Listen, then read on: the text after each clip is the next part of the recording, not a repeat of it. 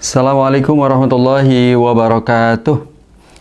Alhamdulillah wassalatu wassalamu ala rasulillah wa ala alihi wa sahbihi wa man tabi'a huda amma ba'd.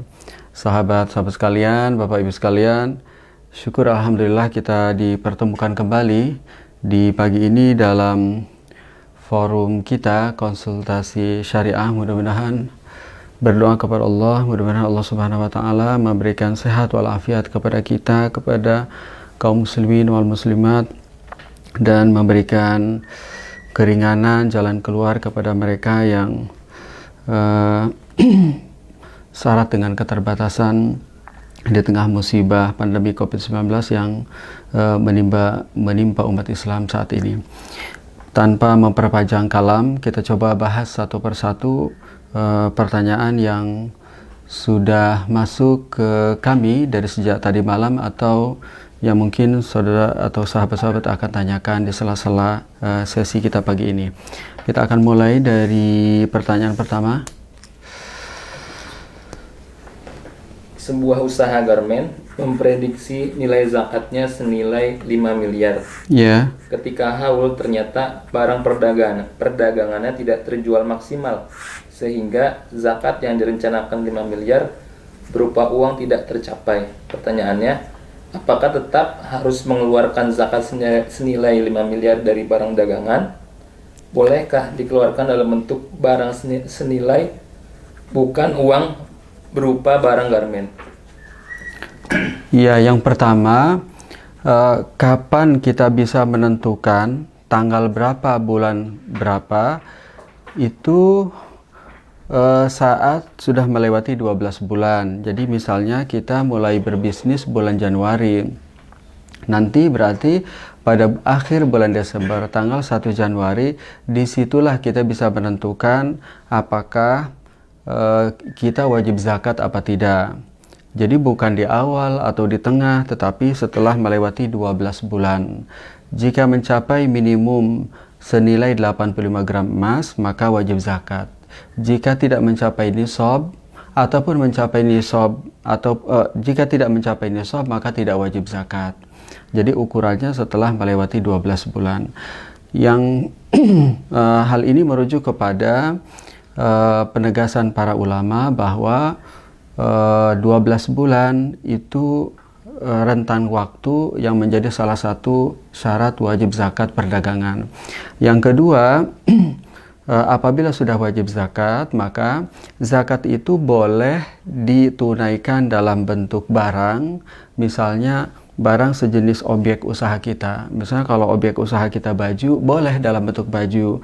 Kalau objek usaha kita jualan beras, boleh dalam bentuk beras atau komoditas yang lain, dan boleh juga dalam bentuk uang tunai, dengan cara kita serahkan langsung fisik uangnya, atau kita transfer melalui ATM Bank Syariah ataupun melalui mobile banking Bank Syariah. Semuanya opsional, boleh. Yang jadi referensi adalah mana yang paling dibutuhkan oleh mustahik. Nah, hal ini merujuk kepada pendapat Imam Abu Hanifah yang menyampaikan bahwa maqasid atau manat atau tujuan dari donasi zakat ini adalah memenuhi kebutuhan mustahik, sehingga apapun jenis donasinya diperkenankan selama memenuhi kebutuhan mustahik.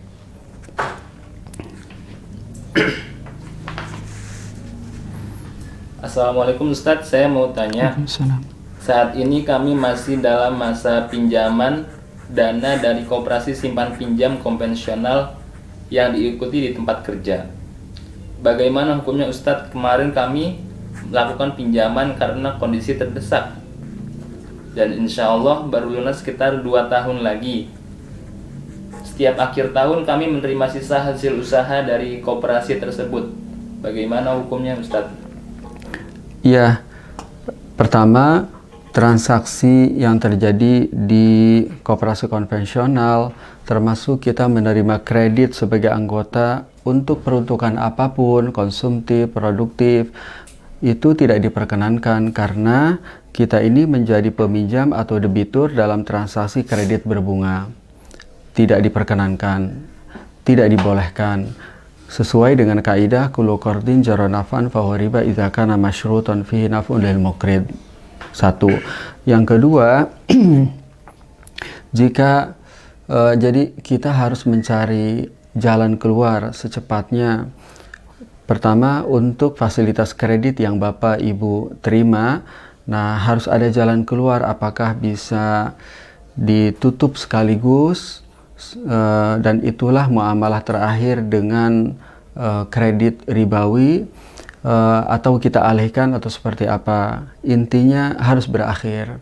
Yang ketiga, jika kita punya kewenangan agar skema sistem di koperasi tersebut bisa kita konversi, bisa kita rubah sesuai dengan syariah menjadi koperasi syariah, maka itu akan lebih baik. Kuntum khaira ummatin ukhrijat linnas ta'muruna bil ma'rufi wa tanhauna 'anil munkar.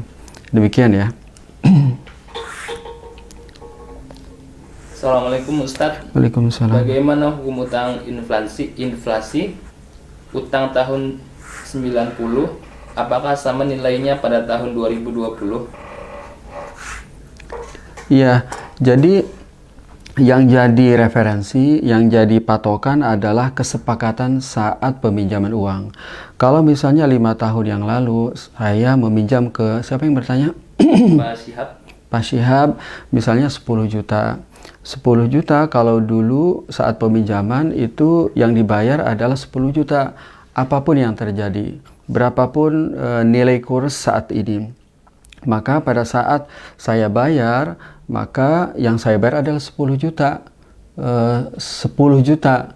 Nah, jadi yang jadi referensi adalah kesepakatan. Nah, kesepakatannya nilai kurs yang dirujuk adalah nilai kurs pada saat peminjaman pada saat pembayaran. Kalau kita merujuk kepada pandangan para ulama sebagaimana dilansir oleh Syekh Atiyas Sokor hafizahullah, salah seorang mufti Rais Lajnatul Fatwa di Al-Azhar di Kairo, dua-duanya boleh, ada pandangan para ulama. Tetapi kalau sudah ada kesepakatan, merujuk kepada kesepakatan. Misalnya kesepakatannya kurs pada saat peminjaman, berarti kurs yang dulu yang diikuti, atau kurs terakhir. Nah, mana yang disepakati? Kalau memang belum clear, belum disepakati, berarti duduk bareng antara peminjam dan kreditur, menyepakati nilai mana yang akan dirujuk. Ya, demikian ya. Assalamualaikum Ustadz, mau bertanya perihal zakat tabungan. Nisabnya adalah 85 gram emas selama 1 tahun. Misalnya saya setiap bulan sudah bayar zakat penghasilan, kemudian sebagian saya tabung. Selama setahun terkumpul uang senilai 85 gram emas. Apakah itu harus kembali wajib dizakati? Coba saya belum nangkep, ulangi lagi. Mau bertanya perihal zakat tabungan. Nisabnya adalah 85 gram emas selama 1 tahun. Ya. Misalnya saya setiap bulan sudah bayar zakat penghasilan. Ya. Kemudian sisanya saya tabung. Selama 1 tahun terkumpul uang senilai 85 gram emas. Apakah itu harus kembali wajib dizakati? Ya. Jadi coba kita ilustrasikan. Mudah-mudahan pemahaman saya tepat dan benar. Jika memang tidak tepat bisa ditanyakan ulang besok pagi. Jadi misalnya saya punya tabungan, saya punya gaji sebagai karyawan. Nah, gaji saya tiap bulan misalnya 6.530.000. Nah, saya tunaikan tuh 2,5%-nya. Berarti sisanya berarti saya gunakan untuk kebutuhan-kebutuhan di rumah. Kenapa? Oh, ya. Jadi ada untuk kebutuhan rumah, ada yang ditabung gitu kan ya. Nah, sisanya ditabung. Nah, pada saat ditabung nyampe ke 12 bulan dia tetap wajib zakat. Nah, gimana rumusnya adalah, rumusnya berarti kalau misalnya setelah 12 bulan tabungan yang bersumber dari uang yang disisihkan dari gaji profesi kita, Itu berarti maksudnya 85 gram emas adalah apabila total pokok tabungan ditambah bagi hasil sama kos di bank tersebut. Nah, menghasilkan angka 85 gram emas senilai, maka itu wajib zakat.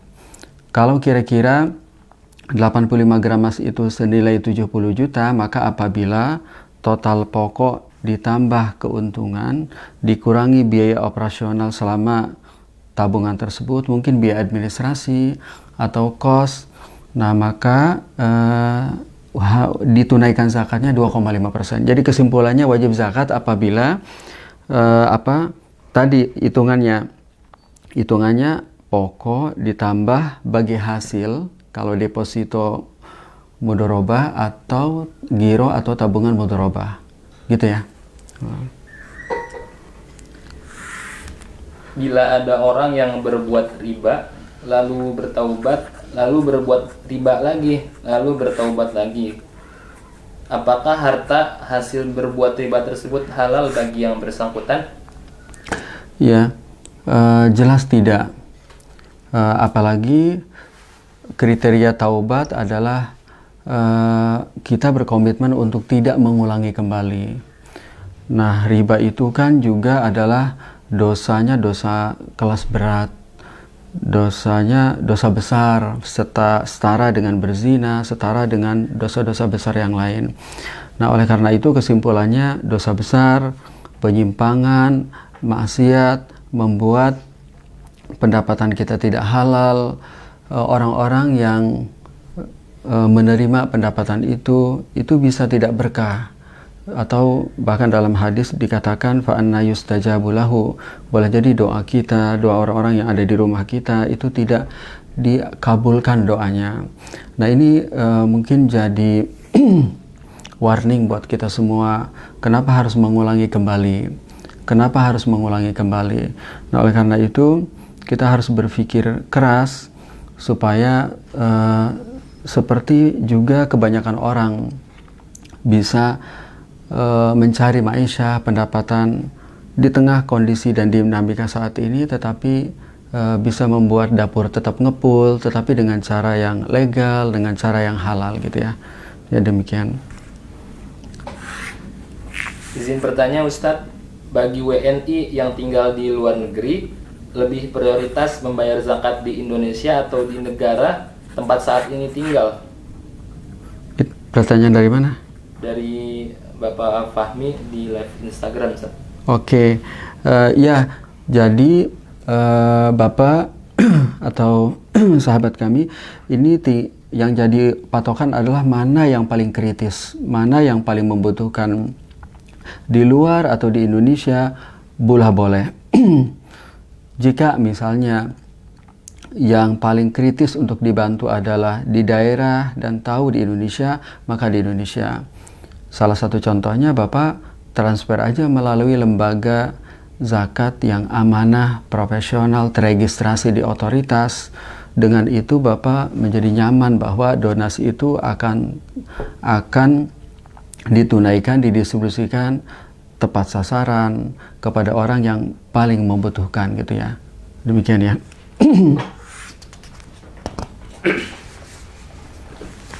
Jika ada emas wajib zakat, yaitu memiliki emas batangan 450 gram dan emas perhiasan 15 gram.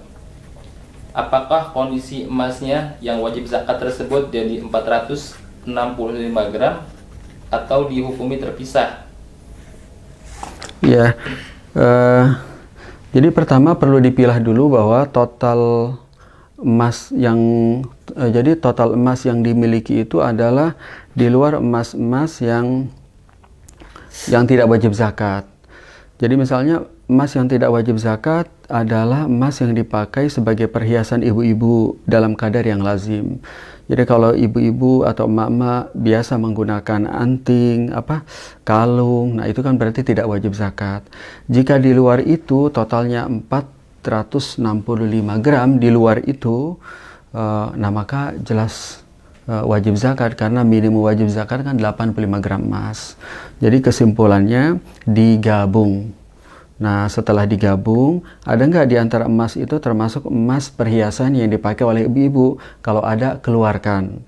Kalau masih nyampe angka 400-an, 300-an, berarti tetap wajib zakat. Gitu ya, demikian. Izin bertanya Ustadz, bagaimana sifat urgensi BPJS menjadi BPJS syariah? Mengingat masyarakat Indonesia mayoritas muslim, dan apakah telah ada langkah yang dilakukan otoritas terkait? Iya, pertama BPJS yang berlaku saat ini sebagaimana ditegaskan dalam keputusan Ijtima Komisi Fatwa MUI beberapa tahun yang lalu masih menggunakan skema konvensional layaknya asuransi konvensional, di mana ada transfer of risk dan penempatan premi atau premi masyarakat baik kelas 1, 2, dan 3 itu ditempatkan di portofolio konven. Jadi ada unsur transfer of risk atau goror dan ada unsur riba. Clear bahwa skema BPJS ini memang masih konven, ribawi, dan ada unsur goror. Nah, yang kedua, kita berharap mudah-mudahan Ramadan ini menjadi momentum yang mulia, yang sangat baik, sehingga otoritas yang memiliki kebijakan bisa secepatnya mengkonversi BPJS Kesehatan ini menjadi BPJS Kesehatan Syariah. Mungkin salah satunya dengan UUS, agar masyarakat yang ingin ikut serta dalam BPJS ini bisa punya pilihan yang sesuai syariah, karena masyarakat kita kan mayoritas masyarakat muslim, di antara mereka juga ingin tumanina. Di sisi lain, kebutuhan mereka akan BPJS sangat besar, karena BPJS ini bisa mengcover risiko kesehatan, terutama rawat jalan yang tidak bisa ditutupi, diberikan oleh asuransi syariah swasta. Nah, yang ketiga, selama proses ini berjalan, maka bagi Bapak Ibu masyarakat umum itu dibolehkan untuk menjadi peserta BPJS dalam beberapa kondisi. Yang pertama adalah jika diwajibkan oleh undang-undang, seperti karyawan perusahaan, sehingga kategorinya adalah mukroh atau mujbar. Jadi diwajibkan oleh undang-undang, rufi'an ummati al-khata wa nisyan wa mastukrihu alaih. Dan yang kedua, untuk masyarakat yang tidak punya kemampuan keuangan dan sejenisnya untuk menjadi peserta asuransi syariah swasta, mungkin karena premi, mungkin karena keuangan. Nah, maka dalam kondisi ini boleh menjadi peserta BPJS Kesehatan sampai ada yang sesuai syariah, sehingga kita bisa beralih semuanya. Nah, pengecualian dua hal ini yang saya sampaikan sebagai kondisi di mana diperkenankan untuk menjadi peserta BPJS yang ada saat ini, itu sesuai dengan kaidah ad-darurat tubihul mahdzurat wa ad-darurat tuqaddaru biqadariha wal hajah tanzilu manzilat ad-darurah. Ya. Bank syariah di Indonesia apa sudah memenuhi syariat dan bebas riba? Ya, insya Allah bank syariah di Indonesia itu on the track, sudah dalam tracknya yang tepat gitu. Nah, karena diawasi oleh otoritas, karena diawasi jelas lebih comply daripada bisnis-bisnis pribadi. Kalau bisnis pribadi yang nggak terungkap ke umum, laporannya juga nggak kebuka, kita juga nggak tahu apakah bayar zakat apa enggak, modalnya dari mana, nggak masuk media sosial, nggak masuk grup, jadi diam-diam tuh, nggak kebuka ke publik. Mungkin sesuai banget atau mungkin tidak sesuai banget, tidak terungkap ke publik. Beda dengan bank syariah, dia terungkap, kekurangannya mana, kelebihan mana ada. Yang kedua, dia hasil otoritas fatwa nasional dan internasional, DSN, juga otoritas fatwa Rabitatul Alam Islami di Mekah, Majma' Fiqih, OKI. Nah, tidak mungkin orang berhimpun sekian banyak, orang-orang waro, mereka bersepakat untuk sesuatu yang tidak halal. Yang ketiga, tidak sempurna pasti, dan itu dialami oleh semuanya, termasuk saya, diri kita, ayah, ibu. Apakah ada ayah yang sempurna? Apakah ada ibu yang sempurna menunaikan adab terhadap dirinya, terhadap pasangannya, kepada anak-anaknya? Selama ini pandangan kita fitrah pandangan kita ini proporsional, pandangan kita ini pertengahan terhadap diri kita. Kita bilang walaupun kita penuh kekurangan, nggak pernah setiap hari nempelin nggak sesuai syariah. Begitu pula kepada pasangan kita, padahal keluarga yang kita bangun juga nggak sempurna-sempurna amat.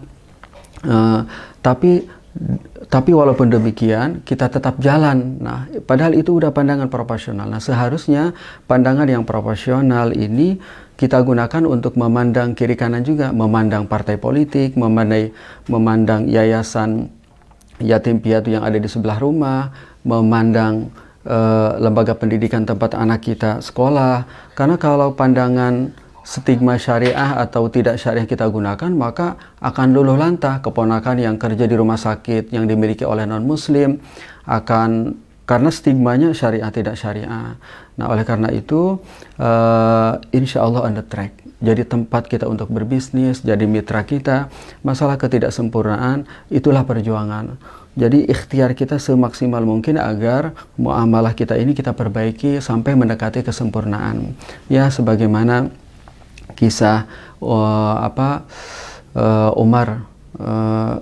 Umar bin Abdul Aziz yang menerima masukan dari anaknya untuk menerapkan Islam secara mandatori. Umar bin Abdul Aziz mengatakan, ya la ta'jal ya bunai.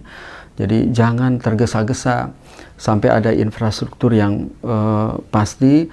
Nah, concern kita ini, jadi belajar dari kisah Umar bin Abdul Aziz, concern kita ini bagaimana kita totalitas berdedikasi hingga kita sebagai suami mendekati kesempurnaan, sebagai istri mendekati kesempurnaan, tanggung jawab kita terhadap anak-anak. Begitu pula dengan bank, lembaga pendidikan, partai politik, dan sejenisnya lah, atau perusahaan tempat kita bekerja. Ya, demikian. Ustadz mau tanya, apa landasan hukum membayar zakat dengan uang? Ya, jadi membayar zakat dengan uang itu merujuk kepada pendapat Abu Hanifah yang memperkenankan zakat dikeluarkan, didonasikan dengan uang, dengan rupiah.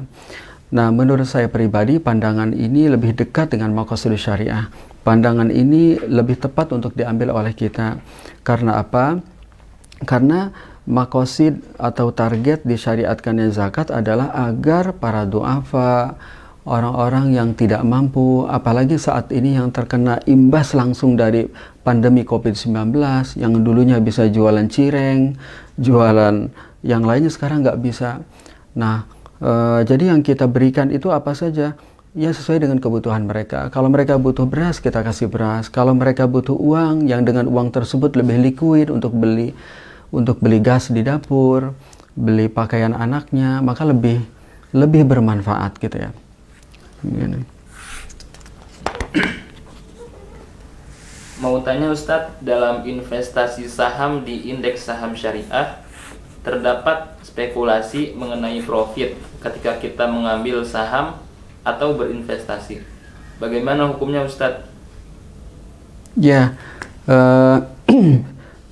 nanti kalau saya ada gambaran yang kurang tepat tentang pertanyaan, mungkin bisa ditanyakan ulang tentang pertanyaannya supaya lebih spesifik, nanti besok pagi boleh. Nah, tapi izinkan saya menjawabnya rambu-rambu aja. Jadi intinya kita ini membeli saham, investasi, baik dengan tujuan investasi atau tujuan mutajaroh, jual beli saham, itu diperkenankan. Di dalam fatwa DSN ini ada banyak dijelaskan beberapa transaksi yang terlarang, seperti inside margin trading dan sejenisnya. Mungkin itu bisa jadi patokan untuk memilah ini dia transaksi di bursa saham syariah yang boleh dan itu yang tidak boleh. Nah, yang kedua adalah sebenarnya ketidaktahuan kita akan dividen yang akan kita dapatkan berapa, itu sebenarnya bukan sesuatu yang terlarang, itu dibolehkan. Nah, sebagaimana penegasan dari Ibnu Taimiyah, al-khotor khotorani, khotor tijarah allati la budda minhu wa khotorul maisir allati yatadammanu akla amwalin nasi bil batil. Jadi Ibnu Taimiyah menegaskan dalam Majmu' Fatawa bahwa risiko dalam bisnis itu adalah fitrah, jadi natural, ya, seperti udara. Jadi dia harus ada gitu kalau dalam bisnis. Tidak hanya dalam bisnis, kita juga kuliah, kita juga bekerja tuh nggak tahu nih 2-3 tahun mendatang. Begitu pula dengan pandemi COVID-19 ini, sesuatu yang nggak bisa kita prediksi sebelumnya, sehingga luluh lantah lumpuh roda apapun perekonomian dan sejenisnya. Nah, kita di tengah ketidakpastian dalam berbisnis, yang bisa kita lakukan adalah memitigasi. Misalnya sebagaimana dilakukan oleh para sahabat. Para sahabat itu waktu itu punya tanah. Tanah itu dikelola, tetapi skemanya bisa disewakan, bisa dibagi hasilkan, dua-duanya halal dan berkah.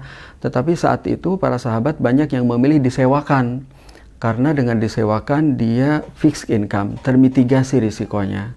Demikian ya. Assalamualaikum Ustadz, izin bertanya, jika gaji dari pekerjaan kita belum mencapai nisab zakat profesi, bolehkah kita keluarkan zakatnya? Ya, jadi kalau memang belum mencapai nisab berarti belum wajib zakat. Tetapi jika ingin menunaikan sebagiannya menjadi donasi, berarti berinfak. Nah, Bapak yang melakukan itu berarti punya keutamaan. Nah, mudah-mudahan sebagaimana hadis Rasulullah SAW, Allahumma a'ti kulla munfiqin khalafa. Ya Allah, berikanlah pengganti kepada mereka yang bersedekah, berinfak. Jadi sesuatu kemuliaan bagi Bapak untuk berdonasi walaupun belum mencapai nisab. Nah, begitu pula kepada hartawan, mudah-mudahan menyaksikan sesi kita pagi ini untuk berbagi, berdonasi kepada saudara-saudara kita yang tidak mampu, yang terkena imbas langsung dari pandemi. Minimal memastikan tetangga kiri kanan, minimal memastikan tukang sayur tempat istri dan kita berbelanja, apakah mereka udah punya masker, udah punya sanitizer. Di bulan Ramadan ini bagaimana mereka berbuka, yang biasanya mengandalkan barang dagangan yang mereka dorong, pikul, sekarang ini tutup semua. Nah, mudah-mudahan ini menjadi momentum saatnya, jika bulan Ramadan sebagai bulan jihad, nah maka hari ini jihad kita adalah survive dan berbagi kepada sesama. Jadi jihad berbagi kepada sama. Ya, Ustaz. Jika ada ikatan dinas dengan perusahaan karena dapat beasiswa pendidikan, pada suatu waktu perusahaan menciderai perjanjian tersebut, apakah boleh kami tidak mematuhi ikatan dinas tersebut? Ya, ini tidak bisa saya jawab dengan boleh apa tidak. Nah, kembali aja ke aturannya, kembali saja ke kesepakatannya. Jadi kalau bisa, jadi yang pertama adalah kembali kepada kesepakatannya. Jadi apakah benar salah satu pihak itu cedera janji, wan prestasi, menyalahi kesepakatan? Kalau memungkinkan bisa berkomunikasi, apalagi duduk bareng, itu lebih baik untuk memastikan apakah benar emang ada wan prestasi, benar ada cedera janji. Nah, ini lebih baik gitu ya. Ya al-muslimuna ala syurutihim ila syaraton harama halalan aw halala haraman. Ya, demikian ya. Ustadz mau tanya, jika gaji suami hanya cukup untuk kebutuhan rumah tangganya saja, namun suami masih ingin memberi kepada ibunya, secara agama yang diprioritaskan untuk kebutuhan rumah tangga atau ke ibu? Ya, jadi seorang suami, seorang istri itu juga punya kewajiban. Seorang suami itu punya kewajiban nafkah terhadap keluarga, anggota keluarganya, terhadap pendidikan anak-anaknya, kesehatan anak-anak dan istrinya. Juga ia punya kewajiban untuk nafkah orang tuanya. Suami juga harus mensupport agar istrinya bisa menafkahi orang tuanya. Jadi istri anak, kemudian dia juga ke orang tuanya, tapi juga dia harus menyediakan nafkah agar istrinya bisa menafkahi orang tua istrinya gitu. Jadi ini ada berapa? Ada 3 ya. Ada 3. Jadi nafkah orang tua, nafkah bagi dia mertua, bagi istri orang tua gitu, dan anak-anaknya. Yang kedua, memang jika semuanya kewajiban dan pendapatannya terbatas, maka dipilih kebutuhan yang paling mendesak, paling primer. Nah, mana kebutuhan yang paling primer? Nah, mungkin oleh Bapak atau Ibu penanya dari siapa nih? Dari Raubia. Ya, Ibu bisa menyampaikan, putuskan ini dia daftar kewajiban yang paling mendesak. Misalnya kita dahului aja dari keluarga dulu, dari keluarga kita. Kalau memang tidak mencukupi untuk semuanya. Misalnya SPP anak-anak. Karena walaupun pembelajaran online, sekarang SPP tetap jalan walaupun dikurangi. Mungkin perkuliahan anak-anak, biaya kita hingga Ramadan ini terpenuhi. Nanti kalau ada sisanya, kita buat untuk orang tua dan mertua sekaligus. Kecuali kalau kondisi orang tua dan mertua saat ini memang kondisinya darurat. Nah, mungkin bisa dipikirkan kembali menambah pemasukan, andaikan kondisinya darurat. Tapi kalau kondisi orang tua dan mertua itu normal, apalagi mereka juga punya banyak saudara, nah maka sementara keuangan yang ada di kantong dan dompet kita terbatas, maka mulai aja dengan keluarga yang kita bangun, istri dan anak-anak, mulai dari kebutuhan yang paling primer. Ya, demikian ya. Nah, ini sebagaimana hadis Rasulullah, ibda biman ta'ul, mulailah dengan orang yang engkau wajib nafkahi ya. Ustadz, bagaimana dengan pelanggan kita yang tiba-tiba membatalkan pesanan, namun uangnya sudah 50-100% kita terima? Apakah sah jika kita sebagai penjual tidak mengembalikan uang tersebut karena akad pembelian sudah terjadi? Ya, jadi kita kembalikan kepada kesepakatan awal seperti apa. Kalau ada kesepakatan awal, kita kembalikan kesepakatan awal selama tidak menyalahi prinsip syariah. Yang kedua, kalau kaidah di syariahnya adalah apabila, siapa yang nanya? Dari Amalia. Ya, Ibu, Mbak Amalia, ini jadi kalau ada orang transaksi dengan kita, sudah transfer uang, sudah transfer berarti sudah akad nih, bukan janji beli, bukan pesan. Nah, maka kaidahnya sebenarnya kalau dia membatalkan, kalau ibu mengalami kerugian akibat pembatalan tersebut, maka yang boleh diambil dari transferan mereka adalah kerugian real yang dialami atau real cost yang dialami akibat pembatalan tersebut. Berapa kerugian yang kita alami akibat pembatalan itu? Nah, itu kan PR juga untuk melis ya. Misalnya gara-gara pembatalan itu padahal kita udah beli barang dari orang, kan harus dijual lagi tuh. Nah, bisa kita runut berapa real cost-nya, itulah yang kita jadikan nominal yang harus diganti oleh pembeli. Ya, misalnya yang sudah ditransfer 500.000. Nah, berapa yang harus kita ambil? Ya biaya real cost, kerugian real. Nah, kalau kerugian realnya cuma 100.000, 400.000 dikembalikan. Kalau kerugian realnya lebih besar, nah berarti kita minta lagi. Nah, jadi ini yang jadi patokan adalah real cost. Nah, kalau dalam fikih merujuk kepada kaidah at-ta'wid, sebagaimana dalam fatwa DSN MUI menjelaskan tentang at-ta'wid atau ganti rugi, atau sebagaimana dalam hadis Rasulullah, la darara wa la dirar. Ya, terus Ustadz, mohon penjelasannya tentang ayat Al-Baqarah 278, wadaru ma baqiya minar riba, dalam konteks modern sekarang. Ya. Ya, jadi ini memang hanya satu ayat dari sekian ayat yang menjelaskan tentang riba. Sehingga kalau kita ingin mengetahui pesan Allah tentang riba, memang harusnya digabung dengan ayat-ayat lain yang sejenis yang berbicara tentang riba. Jadi ayat-ayat tentang riba tadi seperti yang ditanyakan, wadharu ma baqiya minar riba, tinggalkan sisa-sisa riba. Yang kedua, wa ahallallahul bai'a wa harrama riba. Yang ketiga, ya ayyuhalladzina amanu la ta'kulu riba adha'afan mudha'afah. Nah, kesimpulannya sih kalau kita gabung memang para ulama ahli tafsir seperti Al-Qurtubi, At-Tabari, Al-Baidawi, Asy-Syafi'i sepakat bahwa riba yang terjadi dalam utang piutang, kreditur debitur, di mana kreditur mendapatkan benefit yang dipersyaratkan atas fasilitas pinjaman yang dia berikan kepada debitur, itu adalah riba. Nah, salah satunya adalah wazaru ma baqiya minar riba, tinggalkan sisa-sisa riba. Nah, oleh karena itu kalau kita atau seseorang pernah melakukan transaksi ribawi dan baru tahu riba itu haram, maka wazaru ma baqiya minar riba, maka tinggalkan sisa riba. Kita harus bertobat nih. Kita harus bertobat.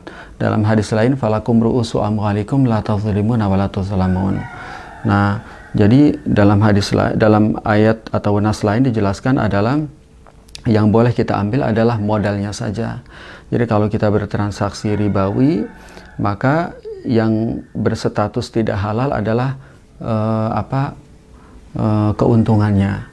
Jadi kalau kita pernah berbisnis ribawi dengan kredit ribawi dan menghasilkan keuntungan, sesungguhnya dalam fikih itu tidak halal. Yang boleh kita ambil adalah pokoknya saja. Pokoknya saja. Kecuali dalam kondisi darurat.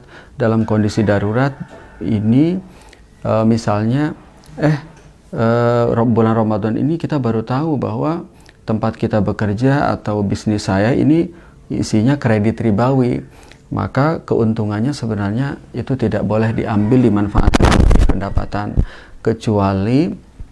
kecuali dalam kondisi darurat. Salah satunya sebagaimana yang ditegaskan oleh sebagian ulama, yajuzu lit-taibi 'anir riba ayakhudha minar riba ma yasuddu hajatihi al-asasiyah. Jadi boleh bagi orang yang bertaubat untuk memanfaatkan sebagian dari hasil riba untuk menutupi kebutuhan darurat selama proses dia mencari alternatif. Jadi dia bertobat sebelum Ramadan, tapi untuk dia memulai bisnis yang sesuai syariah, nggak punya tabungan, anak-anak juga SPP tetap jalan, maka dana-dana itu boleh diambil sebagian untuk menutupi dapur, SPP anak-anak, sampai kembali dia mendapatkan tempat baru yang halal dan berkah. Demikian ya. Ustadz mau tanya, apakah zakat profesi boleh dihitung dari gaji yang diterima setelah dikurangi pengeluaran kebutuhan, dan bolehkah dibayarnya dikumpulkan dalam 1 tahun atau di akhir tahun? Ya, jadi kalau zakat profesi, kalau yang dianut oleh peraturan perundang-undangan kita sebagaimana dituangkan dalam peraturan Menteri Agama, coba dicek nomornya ya, peraturan Menteri Agama, bahwa zakat profesi itu wajib zakat apabila pendapatan per bulannya senilai 653 kg gabah atau 524 kg beras. Kalau nyampe, tinggal dihitung ya berapa harga kilogram beras. Kalau harga kilogram beras misalnya 10.000, berarti apabila pendapatan minimum gaji bulanannya 5.240.000, maka wajib zakat. Jika belum nyampe, berarti belum wajib zakat. Kapan ditunaikan? Ya setiap kali gajian. Kalau gajiannya tanggal 1, berarti dikeluarkan. Nah, kaidah umumnya sih boleh. Jadi gaji itu dikeluarkan dulu untuk kebutuhan primer dan utang jatuh tempo, baru dilihat apakah wajib zakat atau tidak. Nah, tetapi kalau ingin lebih prudent, lebih hati-hati, bisa juga setelah kita menerima, sebelum kita kirim ke ibu-ibu di rumah, istri, anak-anak di rumah, kita keluarkan aja. Karena toh juga besarannya tidak terlalu signifikan. Misalnya yang bergaji 6.530.000, itu kan nominal zakat yang dikeluarkan ya di kisaran 130.000, tidak terlalu banyak juga. Padahal hari ini mustahik zakat banyak sekali yang membutuhkan. Nah, jadi menurut peraturan ini, perundang-undangan ini, zakat profesi itu ditunaikan bulanan, bukan tahunan. Nah, tetapi Tetapi jika Bapak lebih nyaman, lebih tumakninah untuk dibayar tahunan, ya nggak apa-apa juga. Yang penting berzakat, yang penting berdonasi. Kalau itu dianggap lebih menenangkan, lakukan tahunan layaknya zakat emas dan perak, atau ditunaikan bulanan. Yang penting berdonasi. Menurut saya, mana pilihan yang paling dibutuhkan oleh mustahik itu yang lebih baik. Karena mustahik ini butuh banget dana, ya semakin kita cepat memberi, berarti semakin kita cepat menyelesaikan permasalahan, kesulitan yang dialami oleh para du'afa, para mustahik, ya. Demikian. Bagaimana hukumnya memberi pinjaman tanpa menyatakan jatuh tempo pembayarannya? Juga bagaimana kalau mengatakan, tolong kalau ada uang agar dicicil bayarnya ya? Bentar, coba kita yang pertama dulu ya. Yang kedua saya nggak jelas nih. Ya, kita memberi pinjaman tanpa menyatakan jatuh tempo pembayarannya. Ya, kan sebenarnya sih setiap utang piutang itu harus dicatat. Kalau ayat yang menegaskan tentang ini, contohnya ya ayyuhalladzina amanu idza tadayantum bidainin ila ajalin musamman faktubu, harus dicatat, harus ditulis, bersifat, menurut sebagian ulama bersifat sunnah. Maka saat ini menurut saya wajib utang itu dicatat, bukan sunnah lagi, karena utang piutang itu terkait dengan hak Adam, apalagi orang rentan lupa gitu. Nah, jika menentukan waktu bayar ini terkait dengan hak Adam, menurut saya juga termasuk kategori wajib. Minjam kapan bayarnya, bukan hanya nominal tetapi kapan bayarnya. Karena boleh jadi dengan ketidakpastian kapan bayar membuat kreditur menjadi terugikan. Jadi kalau kita utang harus dijelaskan kapan bayarnya, ya. Nah, itu yang pertama. Yang kedua apa tadi, ya? Bagaimana kalau misalkan mengatakan, tolong kalau ada uang agar dicicil bayarnya ya? Menyampaikan ke... Ya, nggak apa-apa. Karena si debitur, si peminjam itu berkewajiban untuk melunasi kewajibannya. Bahkan di antara adab-adab berutang itu menyegerakan untuk membayar. Jangan menunggu kreditur nagih, karena kewajiban ada di debitur, di peminjam. Nah, jadi menunggu mengingatkan ini berarti debitur lalai. Padahal kreditur ini sudah ihsan, sudah berbuat baik dengan memfasilitasi, membantu debitur sehingga terpenuhi kebutuhannya. Setelah itu dia mengulur-ngulur waktu, menunda pembayaran. Nah, ini bukan bagian dari akhlak seorang muslim debitur. Jadi seorang muslim debitur itu membayar tepat waktu, dan lebih baik lagi membayar, menyegerakan untuk membayar utang. Sebaliknya menunda-nunda itu bukan bagian dari adab dan tidak diperbolehkan. Sebagaimana hadis Rasulullah, matul ghani zulmun yuhillu irdahu wa uqubatahu. Orang hartawan mampu bayar tapi dia menunda-nunda pembayaran, itu sebuah kezaliman. Salah satunya dia menzalimi kreditur. Oke. Mau tanya Ustaz, Ini berapa lagi ya? Iya. Udah jam 4:46. Ada berapa lagi? Ada satu lagi, Ustaz, boleh? Oke, satu lagi ya. Ya. Jika harta kita selama 1 tahun naik turun, tapi tetap di atas 85 gram emas, dan kami biasa berzakat saat Ramadan, apakah yang dizakati hanya harta di saat akhir saja? Iya, betul. Menurut sebagian ulama tidak perlu harta dari bulan 1 sampai bulan 12 itu mencapai nisab. Bisa kita hitung pada saat selesai bulan ke-12. Jadi kalau ngitungnya Januari, berarti setelah selesai Desember tanggal 1 Januari dia mencapai minimum 85 gram emas nggak? Kalau mencapai berarti wajib zakat, dikeluarkan 2,5%. Mau dalam bentuk apapun, barang atau dana tunai, itu diperkenankan. Ya, sudah cukup ya? Betul ya, udah cukup? Baik saudara sekalian, alhamdulillah, terima kasih atas kebersamaannya. Mudah-mudahan Allah menjaga lisan kami terhindar dari lisan yang mengucapkan kata-kata yang tidak pantas untuk diungkapkan, kata-kata yang salah. Mudah-mudahan Bapak, Ibu, saudara-saudara sekalian bisa menyaring ungkapan yang kurang berkenan, dan Allah mengampuni kami semuanya, dan Allah mudah-mudahan memberkahi kita semuanya. Kita tutup dengan doa kafaratul majelis. Subhanakallahumma bihamdika asyhadu an la ilaha illa anta astaghfiruka wa atubu ilaik. Assalamualaikum warahmatullahi wabarakatuh.